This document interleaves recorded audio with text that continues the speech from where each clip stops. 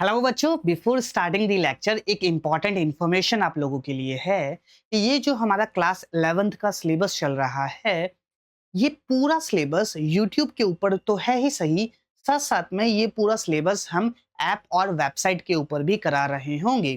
तो यूट्यूब के ऊपर तो सिर्फ और सिर्फ लेक्चर है और काफी ज्यादा डिस्ट्रैक्शन भी होता है यूट्यूब के ऊपर, तो पूरा सिलेबस हम ऐप और वेबसाइट के ऊपर भी करा रहे होंगे। ऐप और वेबसाइट के ऊपर हमारे पास कुछ एक्स्ट्रा फीचर्स भी है।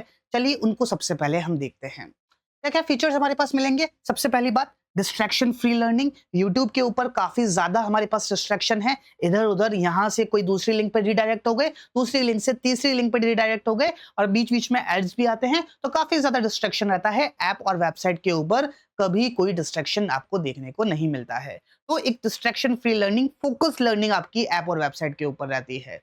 तो ऐप के ऊपर आपको डिस्ट्रैक्शन फ्री लर्निंग मिलेगी। नेक्स्ट हमारे पास क्या मिलेगा, रिकॉर्डेड लेक्चर्स मिलेंगे। एक आप कभी भी अपने टाइम के हिसाब से चीज लेक्चर्स देख सकते हो, अपने टाइम के हिसाब से पढ़ाई कर सकते हो। यस और नो।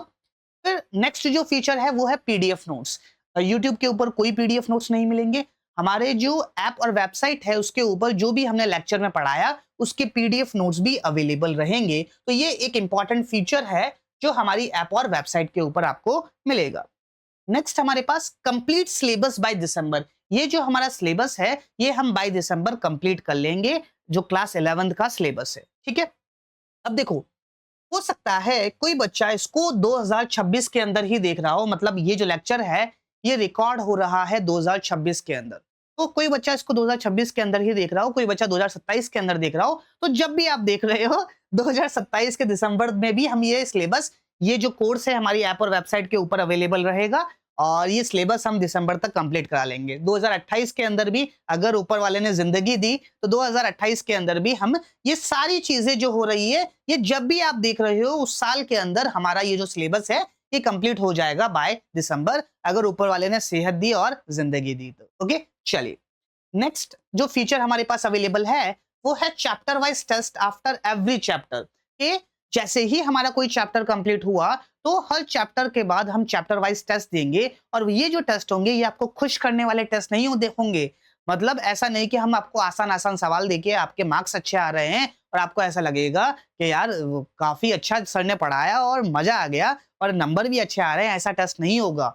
नंबर तो अच्छे आएंगे लेकिन टेस्ट आपका, मतलब अगर आप पढ़ाई करोगे तो ऑब्वियस ये बात है, पढ़ाई नहीं करोगे तो नंबर भी अच्छे नहीं आएंगे। तो ये जो टेस्ट होगा जो आपका एक्चुअल एग्जाम पैटर्न है उसके अकॉर्डिंग होगा। और ये जो हमारी सीरीज है ये जेई वालों के लिए भी है, नीट वालों के लिए भी है, तो दोनों ही इस सीरीज को देख सकते हैं, इन लेक्चर्स को देख सकते हैं और जो टेस्ट होंगे वो भी अकॉर्डिंगली जेई वालों के लिए और नीट वालों के लिए, दोनों के लिए हमारे पास ऐप के ऊपर और वेबसाइट के ऊपर अवेलेबल रहेंगे। ये तो सिर्फ और सिर्फ चैप्टर टेस्ट है।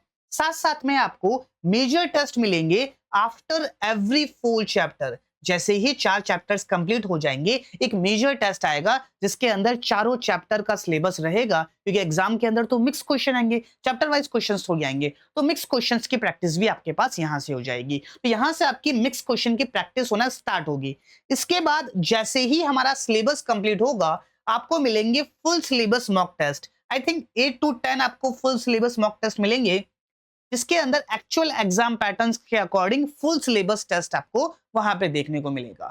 फिर इसके साथ साथ आपको जे मेंस के पीवाईक्यूज टेस्ट भी मिलेंगे। मतलब जे मेंस के जो इंपॉर्टेंट पीवाईक्यूज है उनको टेस्ट की फॉर्म में आपको देखने को मिलेंगे। तो ये भी एक इंपॉर्टेंट चीज है जो हमारी ऐप और वेबसाइट के ऊपर अवेलेबल है।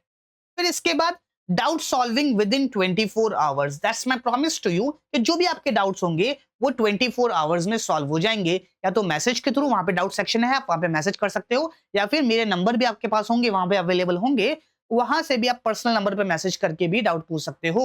विद इन 24 आवर्स हम डाउट सॉल्व कर देंगे। अगर मैसेज के थ्रू, अगर आसान डाउट है मैसेज के थ्रू सॉल्व हो जाएगा। अगर मुझे ऐसा लगता है कि बोर्ड की जरूरत पड़ेगी तो हम एक सेशन भी ले लेंगे साथ साथ में, कोई दिक्कत वाली बात उसके अंदर नहीं है। यस और नो। तो ये सारे फीचर्स है, डिस्ट्रैक्शन फ्री लर्निंग है जो कि हमारी ऐप और वेबसाइट के ऊपर अवेलेबल है। जब भी आप देख रहे हो 2026 के अंदर, 2027 के अंदर, 2028 के अंदर, अगर ऊपर वाले ने जिंदगी और सेहत दी तो हम ये कंटिन्यूअसली चलाते रहेंगे। ओके, चलिए अब सवाल उठता है कि हमारी ऐप और वेबसाइट क्या क्या है उसको एक बार समझ लेते हैं, फिर हमारा लेक्चर स्टार्ट करते हैं।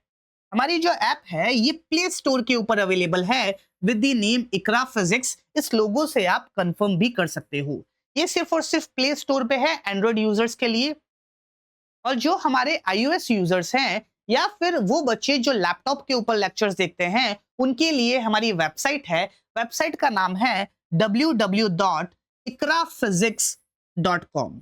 यस और नो? तो इस वेबसाइट के ऊपर हमारे सारे लेक्चर्स, सारे पीडीएफ नोट्स, सारे टेस्ट भी हमारी इस वेबसाइट के ऊपर अवेलेबल रहेंगे। तो जैसे ही आप लॉगिन करोगे, इंस्टॉल करोगे, वहां पे कोर्सेज सेक्शन के अंदर क्लास 11th का बैच आपको सेलेक्ट करना है और वहां पे बाय नाउ क्लिक करना है। तो सारे लेक्चर, सारी पीडीएफ नोट्स और सारी जो टेस्ट है आपको वहां पे देखने को मिल जाएंगे। ओके, चलिए। तो अच्छा, अगर इससे रिलेटेड किसी को कोई डाउट है तो ये मेरे नंबर है, आप इस नंबर पे कॉल करके पूछ सकते हैं आपके डाउट्स जो भी है। और फिजिक्स से रिलेटेड भी अगर कोई डाउट है, चाहे आपने कोर्स बाय कर रखा हो, चाहे नहीं कर रखा हो, चाहे आप मेरे साथ यूट्यूब पे पढ़ते हो, जैसे भी आप पढ़ते हो, अगर आपका फिजिक्स से रिलेटेड कोई भी डाउट है तो आप इस नंबर पे मैसेज करके पूछ सकते हैं। I hope these all things are clear to you. Okay, तो चलिए स्टार्ट करते हैं आज का हमारा खूबसूरत सा लेक्चर। ओके, हेलो एवरीवन, स्वागत है आपका इकरा फिजिक्स में। आई होप आप सब लोग बहुत बढ़िया से होंगे और क्लास 11th का जो सिलेबस है आपका वो बहुत जोरों शोरों से चल रहा होगा। तो बेसिकली हम क्लास 11th का सबसे पहला चैप्टर पढ़ रहे थे जिसका नाम है बेसिक मैथमेटिक्स, जिसके अंदर, जिसको हम मैथमेटिकल टूल के नाम से भी जानते हैं, जिसके अंदर हम वो सारी मैथमेटिक्स पढ़ते हैं जो हमारी पूरी फिजिक्स के अंदर काम आने वाली है। तो इसके 3 लेक्चर्स ऑलरेडी कंप्लीट हो चुके हैं। आज हमारा 4th लेक्चर है। ओके, तो चलिए स्टार्ट करते हैं आज का हमारा खूबसूरत सा lecture with our first topic जो कि है एलसीएम। एलसीएम ये आपने बचपन में पढ़ा होगा, बचपन में मतलब अभी 8 9 10th में कहीं ना कहीं पढ़ा होगा। एलसीएम का मतलब क्या होता है? Least common multiple. क्या मतलब होता है एलसीएम का? Least common multiple.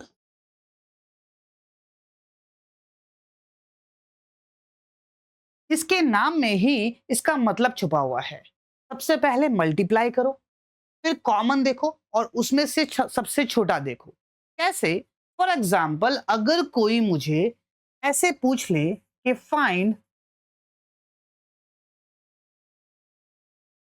LCM of let's say 20 and 25। क्या बात बोलिए कि 20 और 25 का LCM बताइए। 20 and 25। तो आपके अंदर का जो छोटा बच्चा है वो क्या करेगा? वो कुछ इस तरीके से करेगा कि ऐसे कुछ ना कुछ टेबल टाइप का कुछ बनाएगा। यहाँ लिखेगा 20 और यहाँ लिखेगा 25। ऐसा और ना? सबसे पहले हम 5 से इसको ले जाएंगे तो 5 4 are 20 एंड 5 5 are 25। फिर 4 से इसको लेके जाएंगे तो 4 1 जा और यहाँ पे 5 ऐसा कैसा रहेगा। फिर 5 को यहाँ से लेके जाएंगे 1 और 1। जब तक 1 1 नहीं आ जाता तब तक हम इस तरीके की चीज करते रहते हैं। और एलसीएम हमारे पास क्या होता है? तो यहाँ पे हमने मल्टीप्लाई किया वो 5 4 जा 20, 25 जा 25। तो एलसीएम हमारे पास कितना हो जाएगा? 5 into 4 into 5 which is equal to 100। तो इन दोनों का एलसीएम हमारे पास कितना हो गया? 100। अब ये 100 है क्या? इसको एक बार थोड़ा डिटेल में समझते हैं। कहने का मतलब क्या हुआ कि सबसे पहले क्या करो? मल्टीप्लाई करो। मल्टीप्लाई करो मतलब जो पहला नंबर है उसके मल्टीपल लिखो। मल्टीपल लिखो मतलब 20 इंटू 1, 20 इंटू 2, 20 इंटू 3, इस तरीके से मल्टीपल लिखो। तो 20 इंटू 1 ये कितना होता है? 20। 20 इंटू 2 ये कितना होता है? 40। 20 इंटू 3 ये हमारे पास होता है 60 इंटू 4। क्या हो गया इसको? इंटू 4 ये हमारे पास होता है 80 इंटू 5 ये हमारे पास होता है 100 इंटू 6 ये हमारे पास होता है 120 इंटू 7 ये हमारे पास होता है कितना? 140 इंटू 8 ये हमारे पास होता है 160 इंटू 9 ये हमारे पास होता है 180 इंटू 10, ये हमारे पास होता है 200। यस और नो? ये हमारे पास 20 के मल्टीपल्स होते हैं। ठीक है भैया। इसी तरीके से आप क्या करो, 25 के भी मल्टीपल्स लिखो। एक बार लिखो तो सही, एक बार समझ में आ जाएगा, उसके बाद तो हम ट्रिक से कर ही लेंगे, लेकिन एक बार समझ में तो आए कि एलसीएम का मतलब क्या है। अब 25 के मल्टीपल्स लिखो। 25 into 1 25, 25 into 2 it will be equals to 50, 25 into 3, it will be equals to 75. 25 into 4, it is equals to 100. 25 into 5, it will be equals to 125. 25 into 6, it will be equals to 150. 25 into 7, it will be equals to 175. 25 into 8, it will be equals to 200. 25 into 9, it will be equals to 225. And 25 into 10 it will be equals to 250. yes or no? तो सबसे पहला काम हमारा क्या है कि multiply करो, तो हमने मल्टीप्लाई तो करके देख लिया। नेक्स्ट काम क्या है कि कॉमन देखो कि इनके जो रिजल्ट्स आ रहे हैं और इस नंबर के जो रिजल्ट्स आ रहे हैं, इनके अंदर कॉमन हमारे पास क्या क्या है। सबसे पहले कॉमन हमारे पास क्या आ रहा है, यहां पे 100 और यहां पे 100। नेक्स्ट कॉमन क्या आ रहा है, यहां पे 200 और यहां पे 200। ठीक है, दूसरा कॉमन हम दूसरी चीज हमने देख ली कि कॉमन क्या है। तीसरा काम क्या है कि लीस्ट, ये जो कॉमन आया इनमें से सबसे छोटा क्या है, सबसे छोटा है हमारे पास 100। तो क्या यही हमारे पास एलसीएम निकल के आया था? यस और नो? तो हमारे सबसे पहले मल्टीप्लाई करो, फिर कॉमन देखो और जो सबसे छोटा कॉमन होगा वो हमारे पास क्या निकल के आता है, LCM. I hope this thing is clear to you. LCM का आई होप आपको मतलब समझ में आया हो। अब बात समझो कि अब सवाल किस तरीके से बनते हैं उसको समझने की कोशिश करते हैं। लेट्स से कोई भी एक इवेंट है, वो हर 20 सेकंड में अपने आप को रिपीट करता है, यस और नो? और कोई दूसरा इवेंट है, वो हर 25 सेकंड में अपने आप को रिपीट करता है, यस और नो? फॉर एग्जांपल, मैं यहां से यहां गया और यहां से वापस यहां पे आ गया, फिर वापस यहां से यहां गया और फिर वापस यहां से यहां गया। इस तरीके का मैं प्रोसेस बार बार कर रहा हूं। साथ साथ में मेरा दोस्त भी है, वो भी सेम प्रोसेस यहां से यहां गया, यूं करके वापस आया, फिर वापस मुड़ेगा, ऐसे ऐसे ऐसे ऐसे ऐसे जाके वापस आ रहा है, जाके वापस आ रहा है। और मैं भी क्या कर रहा हूं, जाके वापस आ रहा हूं, जाके वापस आ रहा हूं। अब मेरा जो जाकर वापस आने का टाइम है वो है 20 सेकंड, और मेरा जो फ्रेंड है उसके जाकर वापस आने का टाइम जो है वो है 25 सेकंड। यस और नो?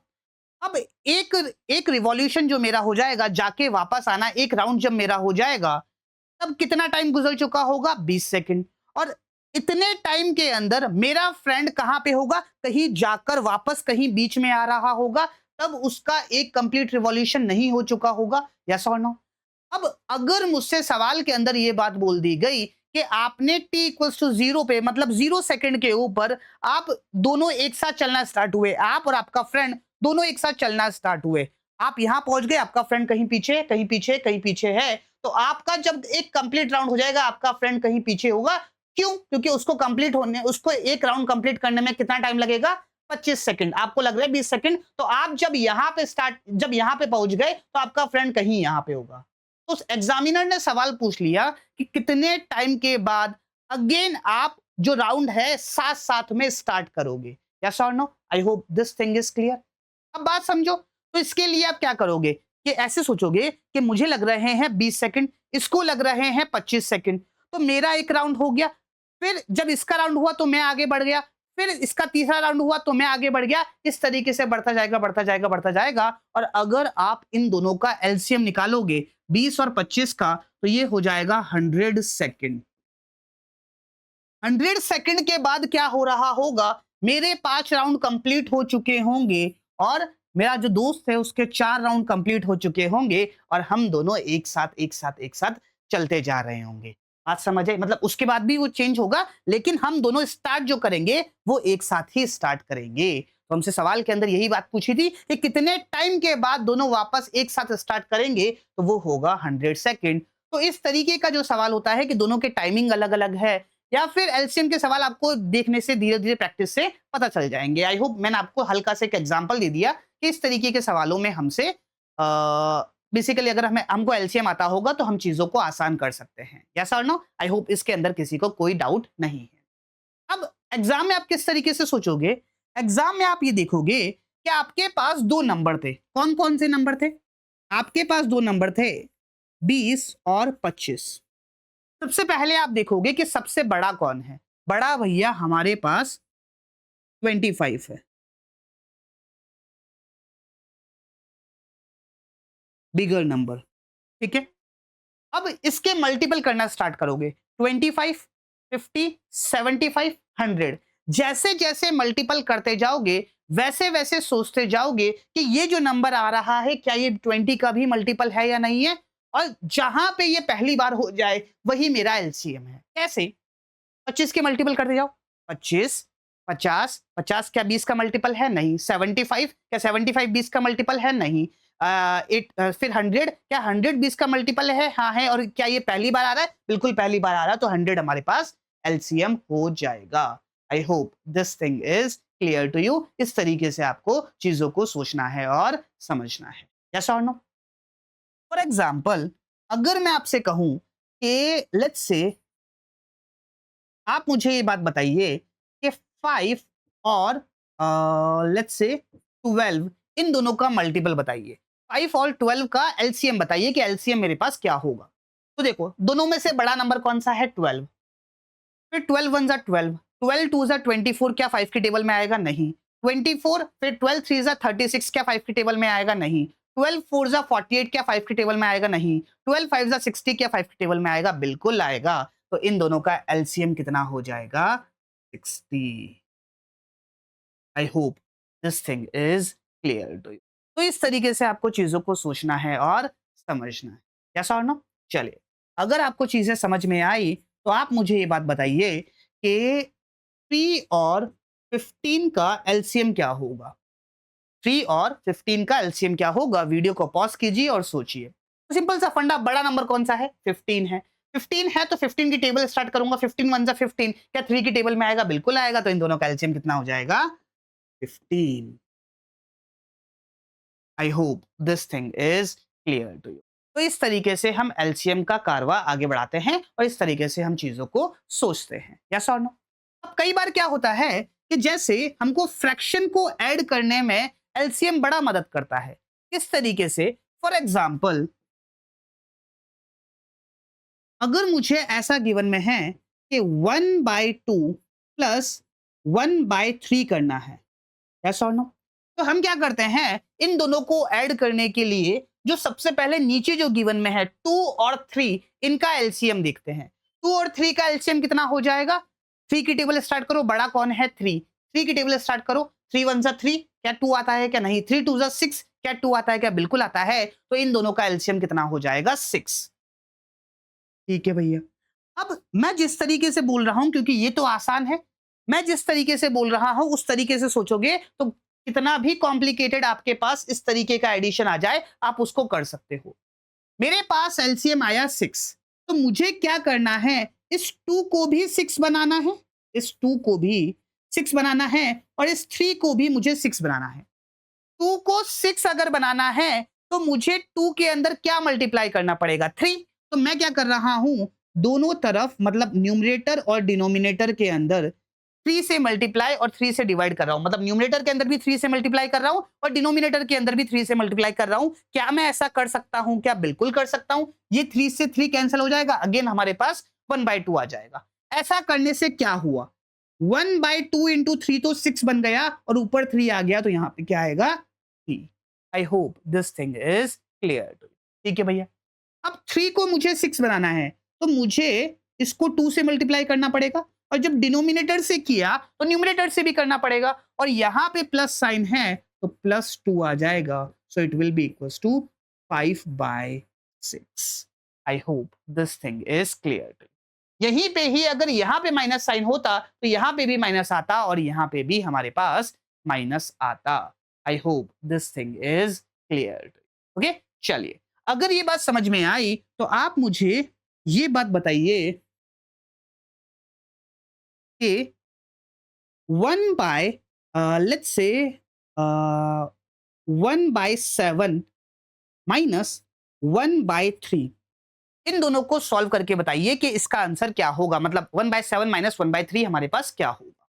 सबसे पहला काम, इक्वल्स टू हम लगाएंगे, इन दोनों का एलसीएम लेंगे। एलसीएम कितना होगा? एलसीएम के लिए बड़ा नंबर देखो 7, इसके मल्टीप्लाई करो। 7 1 जा 7, बिल्कुल सही बात है। क्या 3 इसके अंदर आ रहा है? क्या 7 के अंदर? नहीं। 7 2 जा 14, क्या 14 3 के मल्टीपल में आता है? क्या नहीं। 7 3 जा 21, 21 3 के मल्टीपल में आता है? क्या बिल्कुल आता है। तो इनका एलसीएम हो जाएगा 21। अब मेरा टारगेट क्या है? 7 को भी 21 बनाना है और 3 को भी 21 बनाना है। तो 7 को 21 बनाने से किससे मल्टीप्लाई करूंगा? 3 से। तो 3 से मल्टीप्लाई करूंगा तो डिनोमिनेटर में अगर मल्टीप्लाई कर रहा हूं तो न्यूमरेटर में भी मल्टीप्लाई करना पड़ेगा। ऊपर आ रहा है 3, तो यहां पे मेरे पास आ जाएगा 3। यस और नो? अब 3 को मुझे 21 बनाना। अच्छा, यहां पे माइनस साइन है तो यहां पे भी माइनस साइन आ जाएगा। अब मुझे 3 को 21 बनाना है। 3 को 21 बनाना है तो मल्टीप्लाई करना पड़ेगा 7 से। तो डिनोमिनेटर में कर रहा हूं तो न्यूमरेटर में भी करना पड़ेगा। 1 इंटू 7 मेरे पास आ जाएगा 7। तो इसकी वैल्यू कितनी हो जाएगी? -4/21। 3 माइनस 7 कितना होता है? -4। तो -4/21 हमारे पास आंसर निकल के आएगा। ओके, चलिए अब एक और एग्जांपल देखते हैं। लेट्स से मेरे पास गिवन में है 2/9 माइनस लेट्स से 3/11। इस तरीके की कोई डिजिट, कोई नंबर हमको गिवन में है और इन दोनों का सब्ट्रैक्शन हमको बताना है। यस और नो? अब बात समझो कि मुझे क्या करना है। सबसे पहले इन दोनों का एलसीएम लूंगा। 9 और 11 का एलसीएम मेरे पास कितना आएगा? 99। कैसे? 11 1 जा 11, 22 नहीं आएगा, 33 नहीं आएगा, 44 नहीं आएगा, सिर्फ और सिर्फ 99 ही आएगा। तो यहां पे मेरे पास एलसीएम कितना आएगा? 99। अब मुझे इसको 99 बनाना है तो मल्टीप्लाई बाय 11, यहां पे भी मल्टीप्लाई बाय 11। 11 2 जा कितना होता है? 22। फिर माइनस 11 को 99 बनाना है तो मल्टीप्लाई बाय 9 और यहां पे भी मल्टीप्लाई बाय 9। 9 3 जा 27, 9 3 जा 27। तो ये कितना हो जाएगा? -5 divided by 99। I hope this thing is clear to you और ये सारी बातें आपको एलसीएम के बारे में क्लियर है। आई होप इसके अंदर किसी को कोई डाउट नहीं। ओके, अगर क्लियर है तो इसी से रिलेटेड हम 2-3 सवाल करते हैं जिससे हमारे पास थोड़ी और क्लैरिटी आएगी कि किस तरीके के सवालों में हमारे पास एलसीएम काम आता है। चलिए देखते हैं, सबसे पहला सवाल हमारा क्या है। क्या बोला है?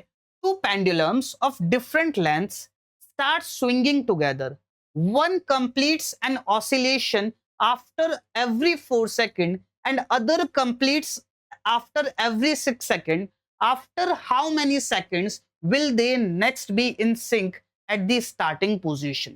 पेंडुलम देखा है आपने? इस तरीके से ऐसे ऐसे ऐसे ऐसे ऐसे ऐसे ऐसे घूमता है। तो मेरे पास दो पेंडुलम है। दोनों पेंडुलम बिल्कुल इनकी मीन पोजीशन पे, मीन पोजीशन पे मतलब बिल्कुल डाउनवर्ड है। दोनों एक साथ स्टार्ट हुए। अब ये कैसे घूमेंगे? ये एक साथ स्टार्ट हुए, ये आएगा और ये इस तरीके से ये घूमेंगे दोनों पेंडुलम्स। मुझे सवाल में ये बात बोल रखी है, ये दोनों स्टार्ट स्विंगिंग टुगेदर, मतलब दोनों एक साथ स्टार्ट होते हैं। ये यहां से दोनों एक साथ स्टार्ट होते हैं, लेकिन इनका जो कंप्लीट ऑसिलेशन को कंप्लीट करने का जो टाइम है वो अलग अलग है। पहले वाले का है 4 सेकंड और दूसरे वाले का है 6 सेकंड। इसका मतलब क्या हुआ कि लेट्स से हमारे पास एक पेंडुलम है, एक पेंडुलम है कुछ इस तरीके से और दूसरा पेंडुलम है हमारे पास कुछ इस तरीके से। दोनों एक साथ स्टार्ट होते हैं,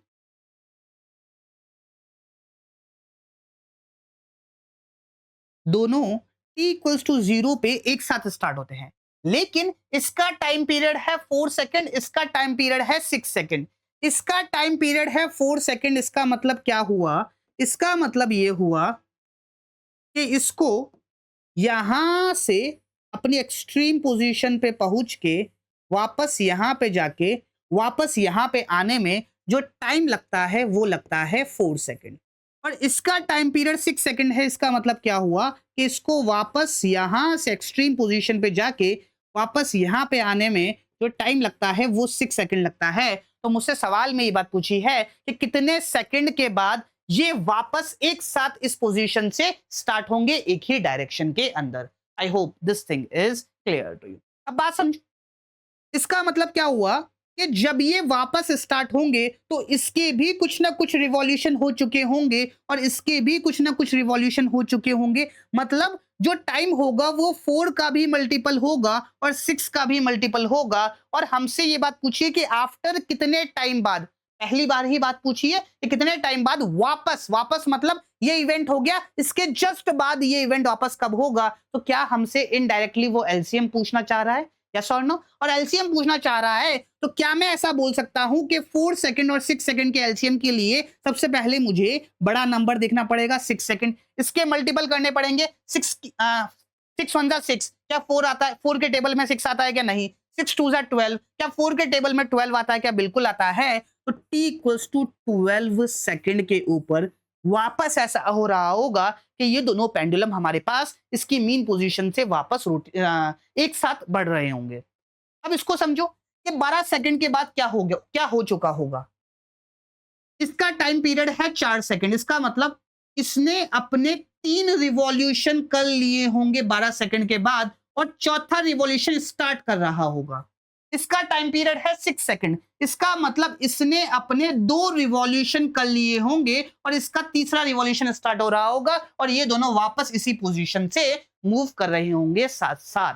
I hope this thing is clear to you. तो इस तरीके के सवालों में हमारे पास एलसीएम यूज होता है। एंड शायद नीट 2022 में भी इसी तरीके का एक सवाल आया था। अच्छा, इसका आंसर क्या हो जाएगा? 12 सेकंड। तो नीट 2022 के अंदर भी इसी तरीके का सवाल आया था और जेईई मेंस में भी कई इसी तरीके के सवाल हमसे पूछे गए हैं। यही सवाल हमारे पास जब आप क्लास 12 के अंदर वेव ऑप्टिक्स पढ़ोगे तो फ्रिंज विड्थ के सवाल आते हैं, उसके अंदर भी हमारे पास एलसीएम का काफी ज्यादा यूज होता है। तो बेसिक बेसिक चीज है, अगर हमको आती है और अच्छे से आती है, आती तो सबको है। मतलब मेथड तो हमारे पास ये वाला भी था, ये जो था क्या है हमारे पास 4 और 6।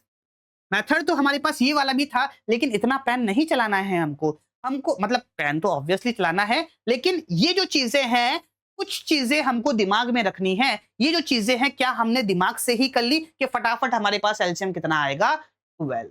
आई hope this thing is clear. Okay, चलिए आगे बढ़ते हैं, अगला सवाल देखते हैं। अगला सवाल क्या है हमारे पास?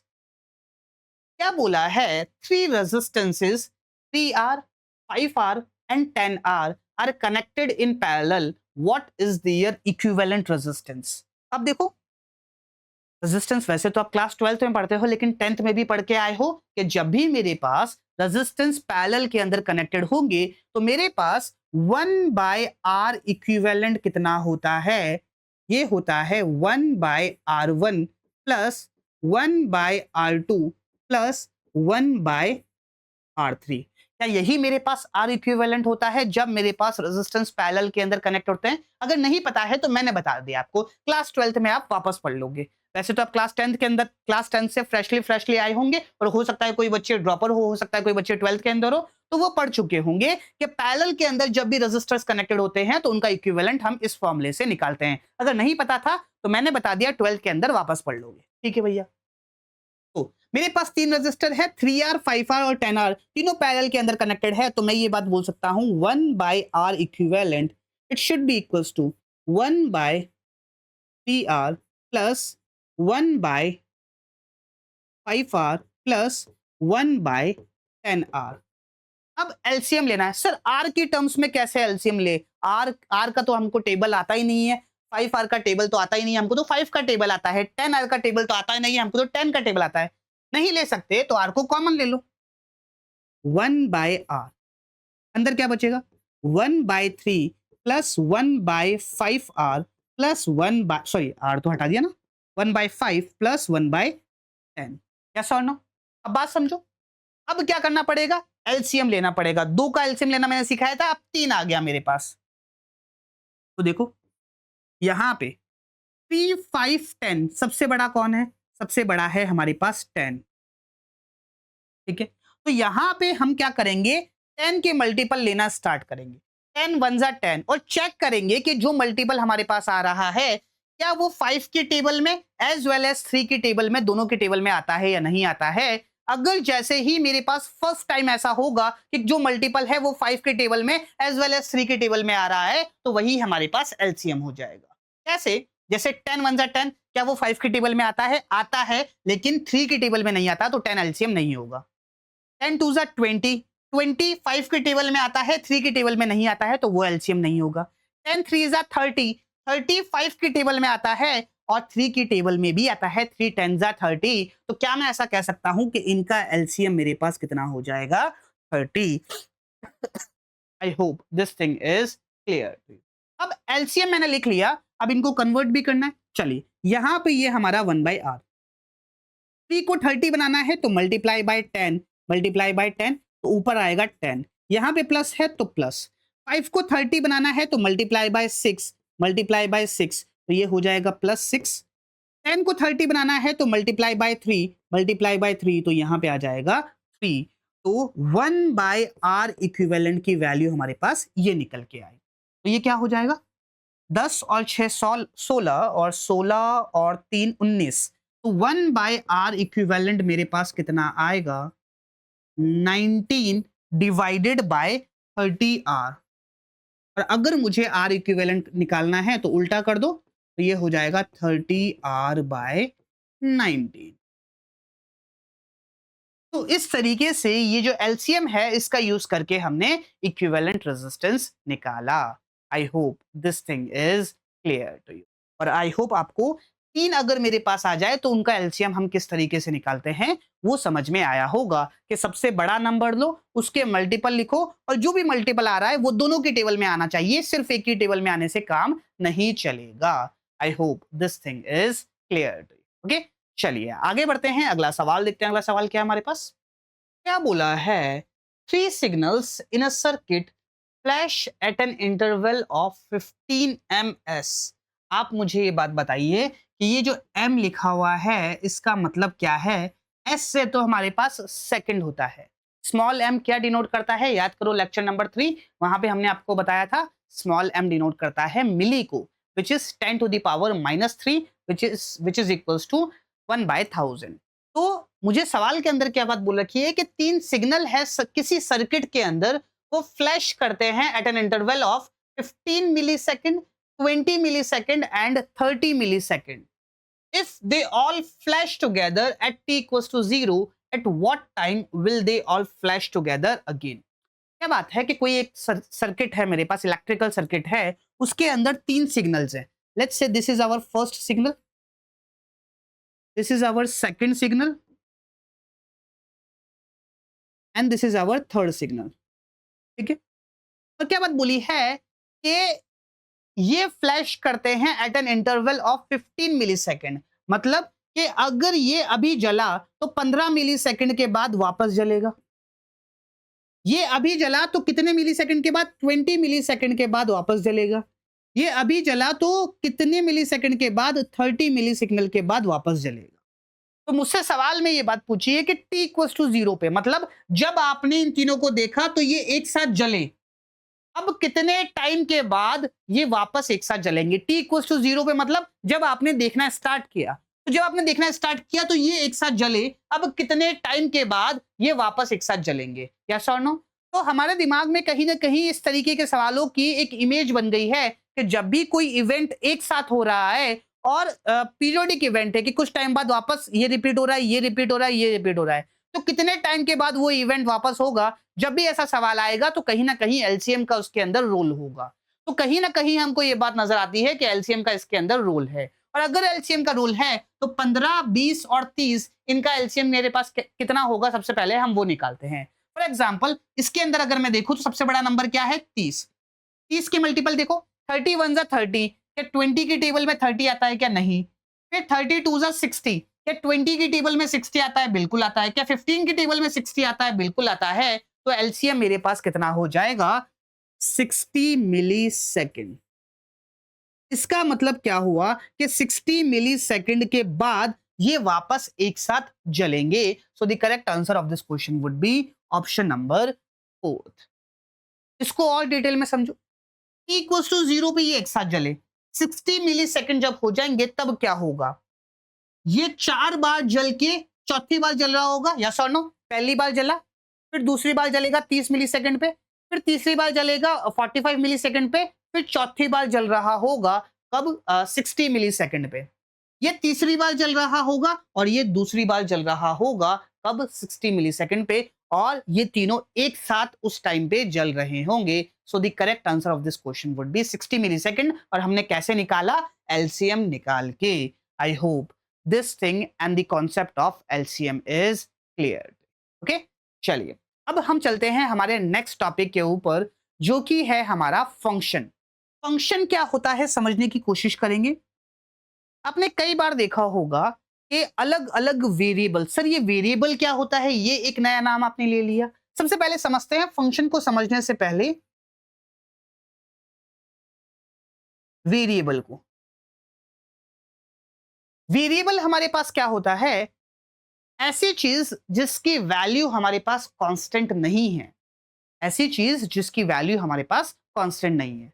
जैसे मैं आपको अगर ये बात बोलूं कि मैं यहां से आसमान की तरफ जा रहा हूं वर्टिकली, तो मेरी जो ग्राउंड से हाइट है, क्या वो कांस्टेंट है या वेरिएबल है? तो आप ये बात बोलोगे कि वो जो हाइट है आपकी वो वेरिएबल है। आपने एक बॉल फेंकी, तो जैसे जैसे बॉल ऊपर जा रही है वैसे वैसे उसकी हाइट कंटिन्यूअसली चेंज होती जा रही है। तो हाइट मेरे पास कांस्टेंट नहीं है, और जो चीज कांस्टेंट नहीं है उसी को हम बोलते हैं वेरिएबल। तो इस केस के अंदर वेरिएबल क्या हो जाएगी? Height. I hope this thing is clear. आपने शायद पढ़ा भी होगा क्लास 9th के अंदर कि जैसे जैसे बॉल ऊपर जाएगी वैसे वैसे उसकी जो स्पीड है वो डिक्रीज होती जाएगी। तो क्या मैं ऐसा कह सकता हूं कि इसकी जो स्पीड है वो भी मेरे पास कांस्टेंट नहीं है, वो भी मेरे पास वेरिएबल है। तो वेरिएबल एक ऐसी चीज जो आपके पास कांस्टेंट नहीं है, which is not constant. Constant नहीं है। ऐसे तो आप कंफ्यूज हो जाओगे, कांस्टेंट लिखा हुआ है तो कांस्टेंट नहीं है। अब हम इसको, ये जो वेरिएबल है इसको रिप्रेजेंट करते हैं अल्फाबेट से। अल्फाबेट से या फिर कॉम्बिनेशन ऑफ अल्फाबेट से। मेजरली 99% ऑफ द टाइम हम जो वेरिएबल होंगे वो अल्फाबेट से ही रिप्रेजेंट कर रहे होंगे। जैसे कि फॉर एग्जांपल मैंने आपको ये बात बोली कि जब मैं यहां से आसमान की तरफ जा रहा हूं तो मेरी जो हाइट है या फिर डिस्टेंस है फ्रॉम द ग्राउंड वो कंटिन्यूअसली चेंज हो रहा है, वो कांस्टेंट नहीं है। तो हाइट मेरे पास वेरिएबल हो जाएगी। फॉर एग्जांपल हाइट हमारे पास h से डिनोट करते हैं हम, यस और नो? मतलब h से हमने हाइट डिनोट की और h हमारे पास एक वेरिएबल है। x हो गया, y हो गया, इस तरीके से हम वेरिएबल को रिप्रेजेंट कर सकते हैं। और x की वैल्यू कंटिन्यूअसली चेंज होती जाती है, y की वैल्यू कंटिन्यूअसली चेंज होती जा रही है। तो x और y भी हमारे पास वेरिएबल हो गए जिनको हम अल्फाबेट से डिनोट करते हैं। पर सर सवाल तो वेरिएबल का था ही नहीं, सवाल तो आपका था फंक्शन का, कि फंक्शन क्या होता है। फंक्शन बेसिकली रिलेशन होता है दो वेरिएबल्स के बीच में। तो नेक्स्ट हमारे पास जो चीज है वो है function.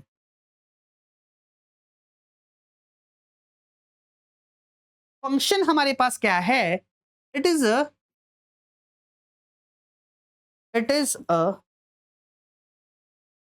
Relation between two variables. Relation between two variables कैसे, इसको समझने की कोशिश करेंगे। कि लेट्स से आपने छोटी क्लास में पढ़ा होगा कि काइनेटिक एनर्जी हमारे पास जो होती है उसका फॉर्मूला होता है half m v square. Kinetic energy का फॉर्मूला हमारे पास क्या होता है? काइनेटिक एनर्जी का फॉर्मूला हमारे पास क्या होता है? Half m v square. कोई एक बॉडी है जिसका मास m है और वो v स्पीड से मूव कर रहा है, तो उसकी काइनेटिक एनर्जी मेरे पास उसका फॉर्मूला होता है हाफ एम वी स्क्वायर। अब मैं सवाल के अंदर आपको ये बात बोल रहा हूं कि v मेरे पास कंटिन्यूअसली चेंज हो रहा है। v मेरे पास कंटिन्यूअसली चेंज हो रहा है। तो क्या मैं ऐसा बोल सकता हूं क्या कि जो मेरे पास काइनेटिक एनर्जी होगी वो भी कंटिन्यूअसली चेंज हो रही होगी? तो क्या मैं ऐसा बोल सकता हूं क्या कि kinetic energy it is equals to half m v square, इसके अंदर there is some relation between kinetic energy and v. और ये जो इक्वेशन है ये हमको बता रही है कि काइनेटिक एनर्जी और जो स्पीड है इनके बीच में क्या रिलेशन है। तो ये जो रिलेशनशिप हमको बता रही है इसी को हम बोलते हैं फंक्शन। इसको रिप्रेजेंट करने का तरीका क्या होता है? Representation of function.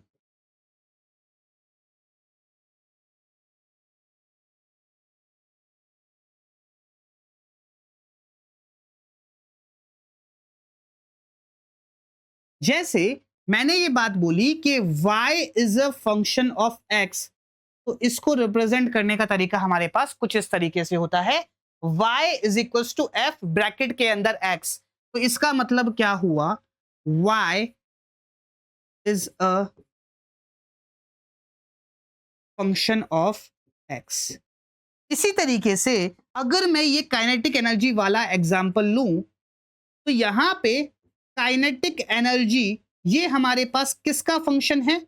स्पीड का फंक्शन है, क्योंकि वेरिएबल क्या है? v, और काइनेटिक एनर्जी भी हमारे पास वेरिएबल है। तो kinetic energy is a function of speed, और ये फंक्शन किस तरीके से रिप्रेजेंट हो रहा है? Half m v square. तो इसको हम किस क्या बोलेंगे? Kinetic energy is a function of speed.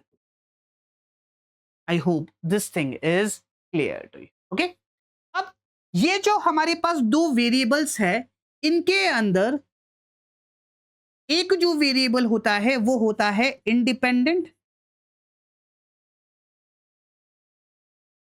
और एक वेरिएबल होता है वो होता है डिपेंडेंट।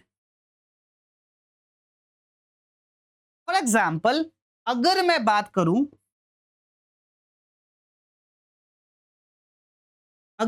करूं, लेट्स से मैंने ये बात बोली कि y मेरे पास x का फंक्शन है, it is equals to x square. Function क्या है? एक्स स्क्वायर, और y as a function of x ये हमको इस सिंबल से रिप्रेजेंट हो रहा है, और फंक्शन क्या है? X square. अब इसके अंदर दो वेरिएबल्स मेरे पास आए, एक वेरिएबल है x और एक वेरिएबल है मेरे पास y। इन दोनों के बीच में जो रिलेशन है वो हमको बता रहा है ये function y is equals to x square. अब इन दोनों वेरिएबल्स के बीच में से एक वेरिएबल इंडिपेंडेंट होगा और दूसरा वेरिएबल डिपेंडेंट होगा। इंडिपेंडेंट और डिपेंडेंट इनके नाम के अंदर ही इनका मतलब छुपा हुआ है कि जिसकी वैल्यू किसी और चीज के ऊपर डिपेंड नहीं करती वो हमारे पास इंडिपेंडेंट होता है। तो जिसका भी फंक्शन होगा वो हमारे पास इंडिपेंडेंट होगा। फॉर एग्जाम्पल यहां पे x हमारे पास क्या है? Independent variable.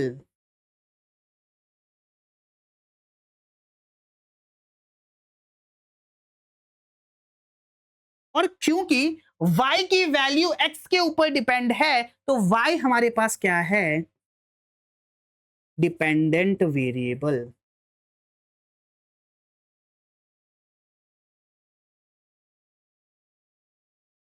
I hope this thing is clear to you.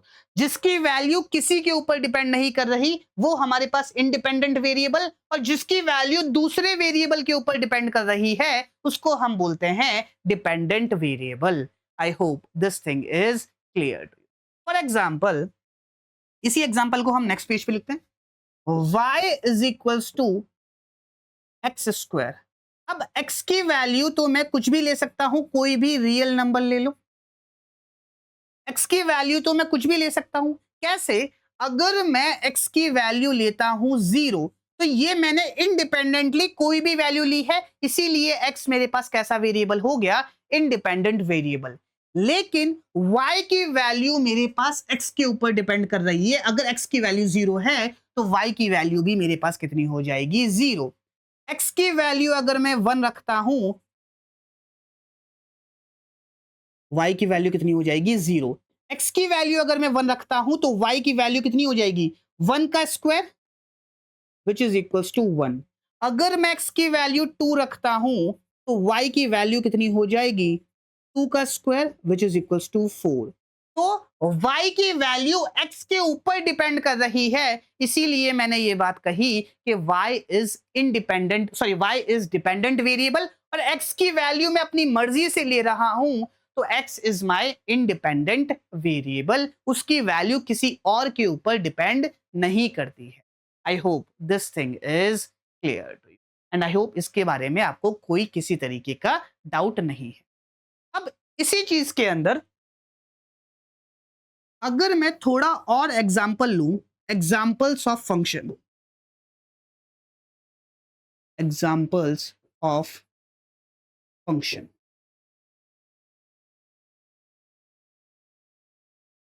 जरा गौर से देखो। हम ये बात जानते हैं कि हमारे पास जो स्फेयर होता है उसका जो वॉल्यूम होता है वो किसका फंक्शन होता है, रेडियस का। क्यों? क्योंकि वॉल्यूम का जो फॉर्मूला होता है volume of sphere, volume of sphere, ये क्या होता है, v is equals to 4/3 pi r cube, yes और नो। तो वॉल्यूम किसके ऊपर डिपेंड कर रहा है, आर के ऊपर। तो क्या मैं ऐसा बोल सकता हूं, volume is a function of r, और ये कितना है, 4/3 पाई आर क्यूब, यस और नो। तो volume is a function of r. अब जैसे जैसे आप रेडियस चेंज करते जाओगे वैसे वैसे वॉल्यूम भी चेंज होता जाएगा, इसीलिए जो रेडियस होगी वो इंडिपेंडेंट वेरिएबल होगी और जो वॉल्यूम होगा वो हमारे पास डिपेंडेंट वेरिएबल होगा। इसी के ही अंदर अगर मैं आपसे ये बात पूछ लूं that what is the function value, function value का मतलब क्या हुआ, फंक्शन वैल्यू का मतलब आर की डिफरेंट डिफरेंट वैल्यू के लिए बी की डिफरेंट डिफरेंट वैल्यू जो हम निकालते हैं उसी को हम बोलते हैं फंक्शन वैल्यू। फॉर एग्जांपल इस केस के अंदर वॉल्यूम हमारे पास फंक्शन ऑफ आर है और ये कितना है, 4/3 पाई आर क्यूब। आपसे कोई ये बात पूछ ले कि फंक्शन वैल्यू निकालिए एट आर इक्वल्स टू 1, तो r इक्वल्स टू 1 पे फंक्शन वैल्यू निकालना है, इसका मतलब r की वैल्यू 1 पुट करूंगा तो इसको रिप्रेजेंट करने का तरीका क्या है, r की जगह आप 1 पुट कर दो, और r की जगह 1 पुट करोगे तो 4/3 पाई इंटू 1 का cube it is equals to 4/3 pi. I hope this thing is clear. इसी तरीके से कोई आपसे ये बात पूछ ले कि फंक्शन वैल्यू निकालिए एट r इक्वल्स टू 2, तो r की जगह 2 पुट कर दो, 4/3 पाई इंटू 2 का क्यूब, तो 2 का क्यूब कितना हो जाएगा, 8, 8 फोर तक कितना हो जाएगा, 32, तो ये आ जाएगा 32 divided by 3 pi. I hope this thing is clear to you. Okay, चलिए अब एक दो एग्जांपल्स और लेते हैं जिससे हमारे पास थोड़ी और क्लैरिटी आएगी।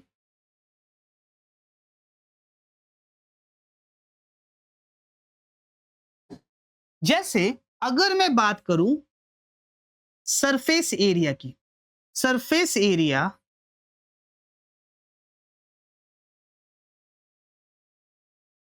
Of cube, surface area of cube क्या होता है, सरफेस एरिया ऑफ क्यूब हमारे पास होता है 6 इंटू साइड का स्क्वायर, साइड को मैं ए से डिनोट कर रहा हूं, 6 इंटू साइड का स्क्वायर।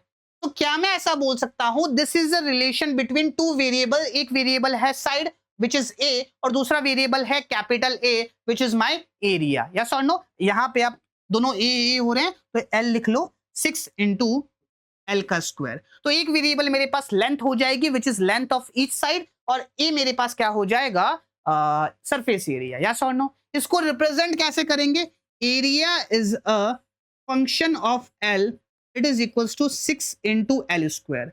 अब कोई हमसे फंक्शन वैल्यू पूछ ले at L equals to 1 metre पे, तो एल की वैल्यू 1 मीटर पुट करो तो 6 इंटू 1 का स्क्वायर, तो एरिया कितना हो जाएगा, 6 मीटर स्क्वायर।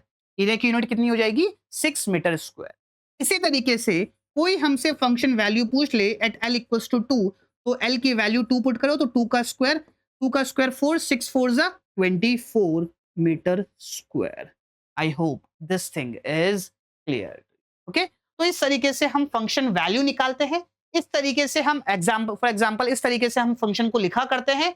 और इस तरीके से हमको पता पड़ता है कि कौन सा हमारे पास डिपेंडेंट वेरिएबल है एंड कौन सा हमारे पास इंडिपेंडेंट वेरिएबल है। I hope these all things are clear.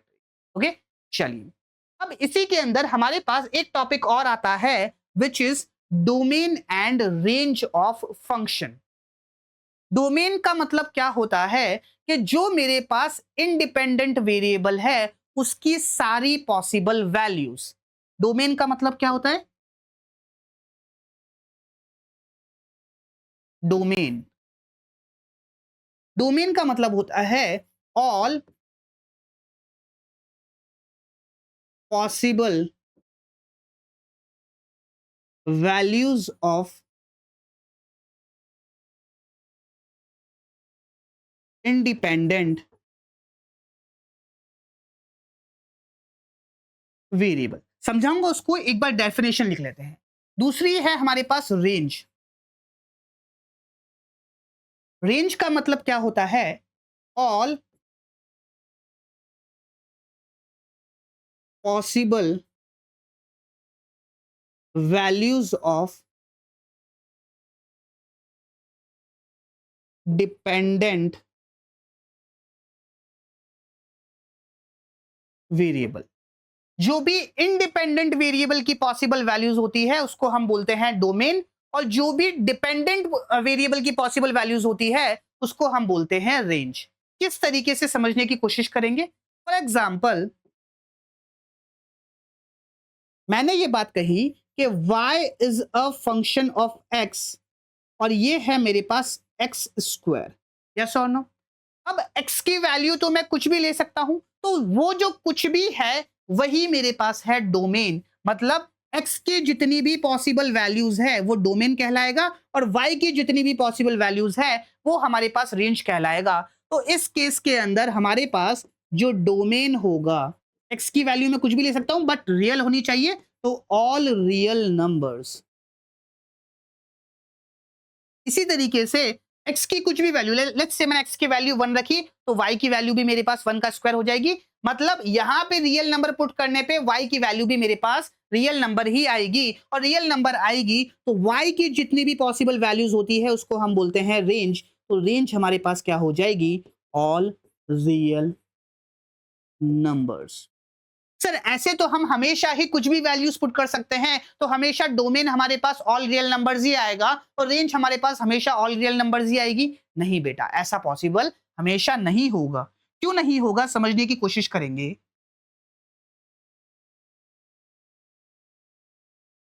क्योंकि फॉर एग्जाम्पल अगर मैं आपसे बोलूं कि y is a function of x, और अब जो फंक्शन है वो है हमारे पास साइन एक्स। यस और नो? अरे साइन थीटा कॉस थीटा ये बचपन में पढ़ा था। बचपन में मतलब 9th-10th में आपने कहीं ना कहीं पढ़ा था। अगर नहीं पढ़ा है तो अगला टॉपिक हमारे पास वही है। अभी के लिए समझ लो, वैसे तो आपने पढ़ा होगा लेकिन नहीं पढ़ा है तो जस्ट नेक्स्ट टॉपिक हमारे पास वही है। तो y as a function of x, और फंक्शन क्या गिवन में है? Sine x।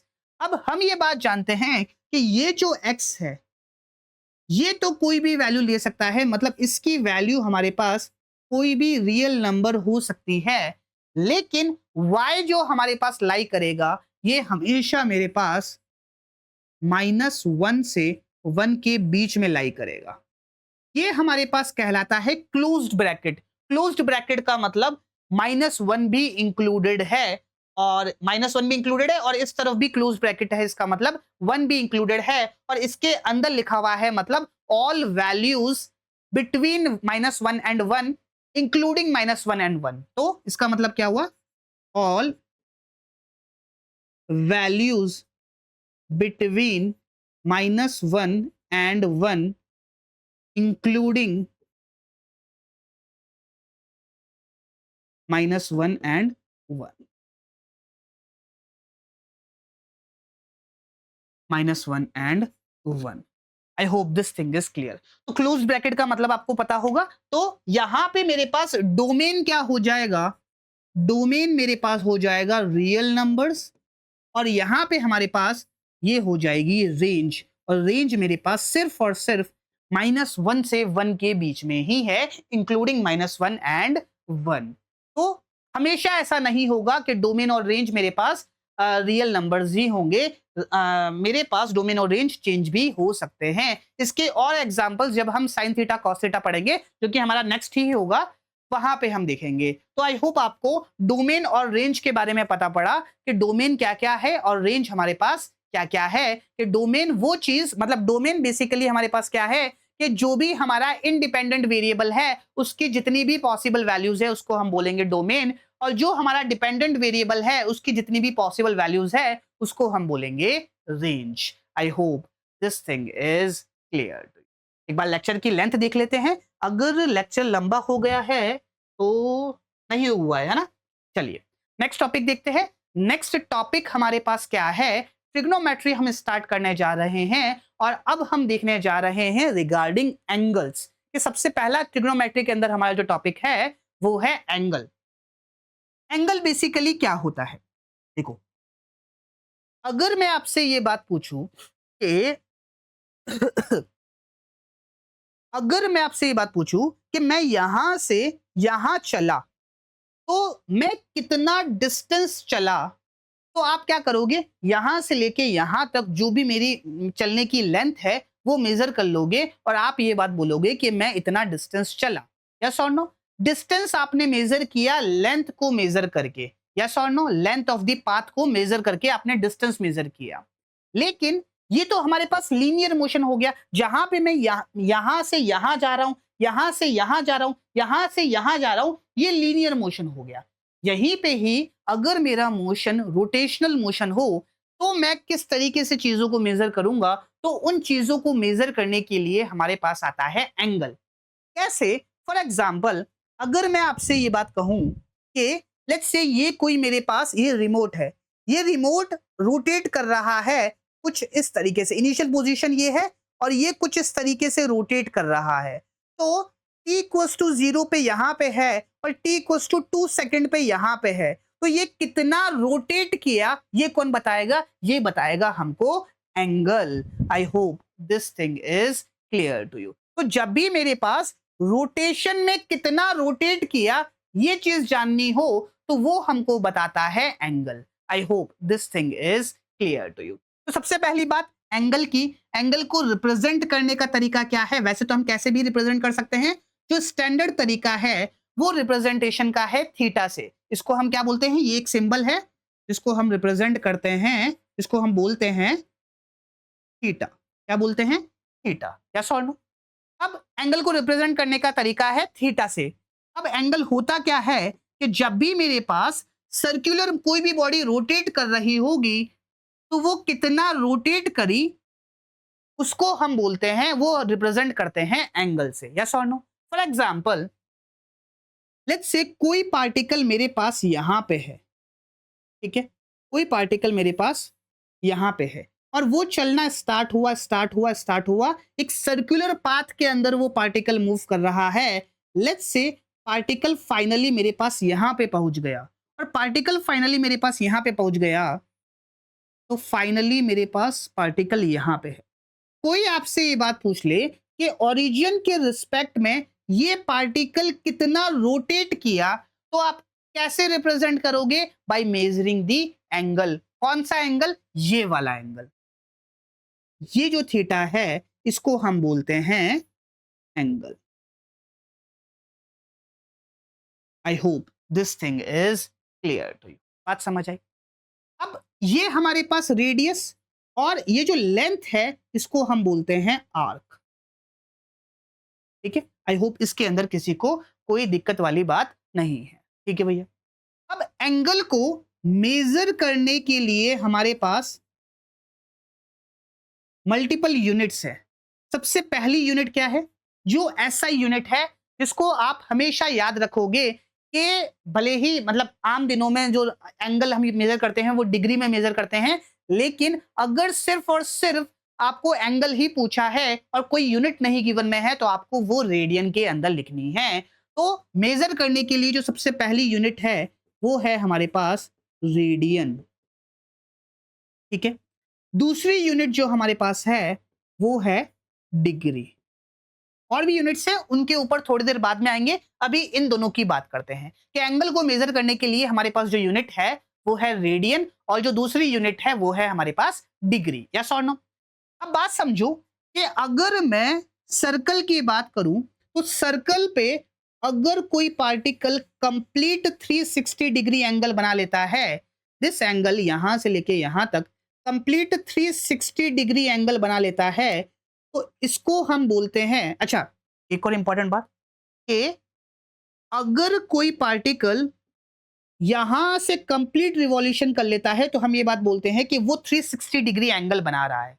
इसी चीज को अगर मैं रेडियन में बात करूं तो ये जो 360 डिग्री होता है ये मेरे पास होता है 2 पाई रेडियन। तो 360 डिग्री हमारे पास 2 पाई रेडियन के बरोबर होता है। हम ये बात यहां पे कह सकते हैं 360 degree it is equals to 2 pi radian. तो क्या मैं यहां से ये बात बोल सकता हूं कि 1 डिग्री मेरे पास कितना होगा? 2 पाई बाय 360। तो 2 1s are 2 180s are which is equals to pi by 180 radian होता है। तो 1 डिग्री मेरे पास कितना होता है? Pi by 180 radian.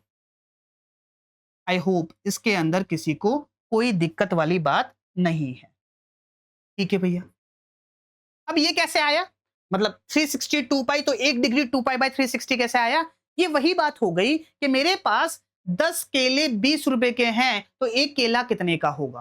क्या बात बोली मैंने? कि 10 केले 20 रुपए के हैं, तो एक केला कितने रुपए का होगा? तो आप क्या करोगे? इस 10 को नीचे की तरफ ले आओगे, विच इज 20 बटे 10 विच इज इक्वल्स टू 2 रुपए का। तो इसको हम बोलते हैं यूनिटरी मेथड। कि अगर हमको ये बात पता है कि 360 डिग्री में 2 पाई रेडियन होते हैं, तो 1 डिग्री में कितने रेडियन होंगे? तो ये 360 मेरे पास नीचे आ जाएगा 2 pi by 360 which is pi by 180। उसी तरीके से जैसे 10 केले 20 रुपए के हैं, तो एक केला 20 बटे 10 विच इज इक्वल टू 2 रुपए। इसी के ही अंदर अगर कोई हमसे ये बात पूछ लेता कि 2 केले कितने के हैं, तो आप क्या करोगे? यूनिटरी मेथड लगाओगे कि आपने सबसे पहले ये बात निकाली कि एक केला 2 रुपए का है, एक केले की प्राइस आई 2 रुपए। तो अब कितने भी केले की पूछ लो, 2 केले की पूछोगे तो जो भी यूनिटरी की प्राइस आई which is 2 rupees into 2 which is equal to 4 rupees. Yes और नो? तो अब अगर मुझे किसी भी वैल्यू को डिग्री से रेडियन में मल्टीप्लाई करना है, तो 1 डिग्री की जो वैल्यू आई उससे मल्टीप्लाई कर दो, तो हमारे पास डिग्री से रेडियन में मल्टीप्लाई हो जाएगा। फॉर एग्जाम्पल, कोई मुझसे पूछ ले कि 2 डिग्री में कितने रेडियन होते हैं? 1 डिग्री में कितना होता है? Pi by 180। तो 2 डिग्री में कितने हो जाएंगे? 2 पाई बाय 180। कोई मुझसे पूछ ले कि 30 डिग्री में कितने रेडियन होते हैं, मतलब 30 डिग्री इज इक्वल टू कितने रेडियन? तो 1 डिग्री में पाई बाय 180, तो 30 डिग्री में 30 इंटू पाई बाय 180। तो क्या मैं ऐसा बोल सकता हूं क्या कि मोटी मोटी बात, अगर मुझे डिग्री को रेडियन के अंदर कन्वर्ट करना है, तो आपको मल्टीप्लाई करना पड़ेगा पाई बाय 180 से। यही पे ही अगर मैं उल्टा कर दूं, उल्टे का मतलब क्या हुआ कि अगर मुझे रेडियन को कन्वर्ट करना है डिग्री के अंदर, तो मुझे मल्टीप्लाई करना पड़ेगा इसके रिवर्स से, which is 180 by pi. And this is most important thing कि अगर मुझे डिग्री को रेडियन में कन्वर्ट करना है तो मल्टीप्लाई करना पड़ेगा पाई बाय 180 से, और रेडियन को डिग्री में कन्वर्ट करना है तो मुझे मल्टीप्लाई करना पड़ेगा 180 बाय पाई से। I hope this thing is clear to you. अगर ये चीज क्लियर है तो आप मुझे ये बात बताइए कि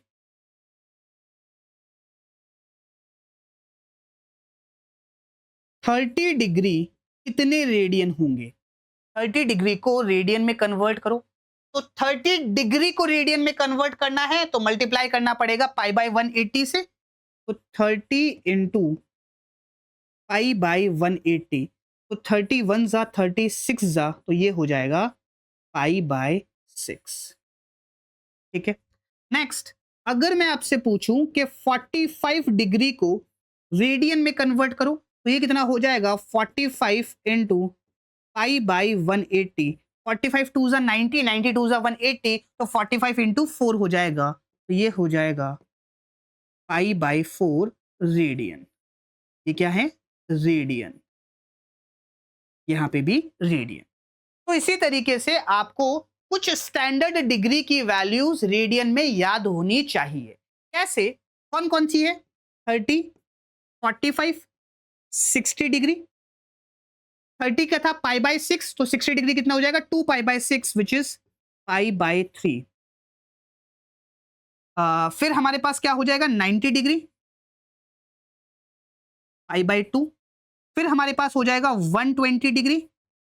देखो 60 डिग्री था π/3, तो 120 डिग्री कितना हो जाएगा? इसका डबल किया तो इसका भी डबल कर दो, 2π/3। फिर 135, देखो 45 डिग्री था π/4, 135 मतलब इसका 3 टाइम किया तो इसका भी 3 टाइम हो जाएगा विच इज 3π/4। फिर 150, 150 कहां से लाओगे? 30 डिग्री से। इसका 5 टाइम्स किया तो 30 इंटू 5 इज 150, तो इसका भी 5 टाइम्स हो जाएगा which is equal to 5π/6। Yes और नो? फिर हमारे पास हो जाएगा 180 degree which is equal to 60 से कर लो। 60 का है π/3, तो इंटू 3 तो ये हो जाएगा पाई। यस और नो? या फिर 180 इंटू π/180, तो 180 से 180 चला जाएगा तो हमारे पास कितना आ जाएगा?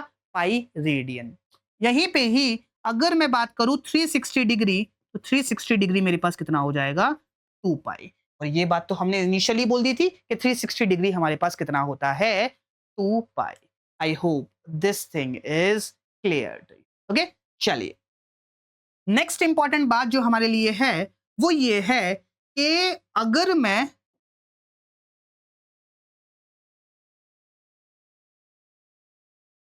लेट्स से ये हमारे पास सर्कल है और लेट्स से ये हमारे पास रेफरेंस एक्सिस है। इन जनरल हम प्लस एक्स एक्सिस, ये जो हॉरिजॉन्टल एक्सिस है, इसको रेफरेंस एक्सिस मान के चलते हैं। तो अगर मैं इस रेफरेंस एक्सिस से एंटी क्लॉकवाइज डायरेक्शन में जाता हूं और एंगल को मेजर करता हूं, तो एंटी क्लॉकवाइज डायरेक्शन में जो एंगल मेजर होता है वो पॉजिटिव एंगल होता है। और यहीं पे ही अगर मैं क्लॉकवाइज डायरेक्शन में जाता हूं और एंगल को मेजर करता हूं, तो ये जो एंगल हम नेगेटिव मेजर करते हैं। इसका मतलब क्या हुआ? इसका मतलब ये हुआ कि अगर आप रेफरेंस लाइन से नीचे जा रहे हो, फॉर एग्जांपल ये एंगल है लेट्स से 30 डिग्री, तो आप इसको 30 डिग्री ना लिख के -30 डिग्री लिखोगे। क्यों? क्योंकि ये रेफरेंस लाइन से क्लॉकवाइज डायरेक्शन में आप मूव कर रहे हो। तो ये एक स्टैंडर्ड हमने बना रखा है कि अगर आप रेफरेंस लाइन से क्लॉकवाइज डायरेक्शन में मूव कर रहे हो तो एंगल नेगेटिव मेजर होगा, और अगर रेफरेंस लाइन से एंटी क्लॉकवाइज डायरेक्शन में मूव कर रहे हो तो हमारे पास जो एंगल होगा वो पॉजिटिव होगा। I hope this thing is clear to you. तो इसी चीज को आप लैंग्वेज की फॉर्म में भी लिख सकते हो that anti clockwise angles are measured